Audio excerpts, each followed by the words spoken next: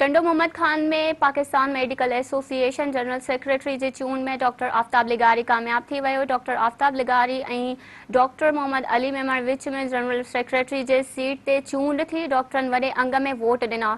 Doctor Aftab लिगारी 89 vote खणी कामयाब थी वियो। मुखालिफ़ उम्मीदवार डॉक्टर मोहम्मद अली मेमण 86 वोट हासिल करे सघियो। इलेक्शन कमेटी जे chairman doctor Latif Ali Talpur, member doctor Arshad Qureshi ऐं डॉक्टर पहलाज मिल जे निगरानी में इलेक्शन कराई वई। सोभ हासिल कंदड़ डॉक्टर आफ्ताब लिगारी खिताब कंदे चयो त संदसि अवलिन तरजीह टंडो मोहम्मद खान में डॉक्टरनि जी मदद सां मुख़्तलिफ़ सरगर्मियूं करे इलाइक़े वासियुनि खे सिहत जी बहितरीन सहूलतूं फ़राहम करणु आहे।